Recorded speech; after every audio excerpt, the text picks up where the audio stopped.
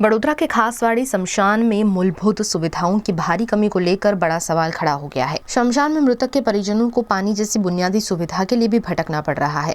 हालात इतने बदतर हैं कि शोक की घड़ी में भी परिजनों को पानी के लिए हांफना पड़ रहा है। हाल अत्यारे આપણે ખાસવાડી સ્મશાનમાં ઊભા છે। અમારે એક રિલેટિવ કઝિન હતા જેમના દુઃખદ અવસાન થયું એટલે અમે અત્યારે આવ્યા હતા અને અહીંયા આવ્યા પછી જાણ થઈ કે છેલ્લા 1.5 થી 2 મહિનાથી ખાસવાડીની અંદર પાણીની વ્યવસ્થા છે નથી। જે પણ કોન્ટ્રાક્ટર હતો એને આખું બાથરૂમ તોડી દીધું છે। આજની તારીખની અંદર જે પણ મૃતકોને જ્યારે વાડ કાપવા પછી જે પાણીની વ્યવસ્થા થવી જોઈએ એવી વ્યવસ્થા થતી નથી, જેના કારણે લોકોને બહારથી પાણી લાવવું પડે છે। બીજી વાત એક મુદ્દાની કહી દઈશ કે જે પ્રમાણે ખાસવાડી સ્મશાનની અંદર અહીંયા એક ઓફિસ હતી, એ ઓફિસ પણ જે તે કોન્ટ્રાક્ટરે તોડી નાખી। હવે તમે જુઓ કે આ ઓફિસ અહીંયા અંધારાની અંદર અહીંયા બેસીને અહીંના જે કામ લોકો છે એમને અહીંયા કામ કરવું પડે છે।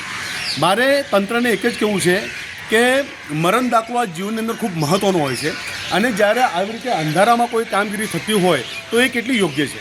આજે લખવામાં કંઈ ભૂલ થઈ જાય તો હોઈ શકે કે આગળના સમયની અંદર પરિવારજનો ખૂબ તકલીફ થાય। એટલે સૌથી પહેલાં તો તંત્રને એક વાત કહેવા માંગીશ કે જે પણ કામગીરી તમે જો હાથમાં લેતા હોય તો સૌથી પહેલાં તો તમે વૈકલ્પિક વ્યવસ્થા કરો। આ તો તમે તો બસ બુલડોઝર લઈને નીકળી પડ્યા છો, તોડો તમે કોમ કરો છો, પણ જેના કારણે અહીંયા હાલાકી લોકોને ભોગવી પડે છે।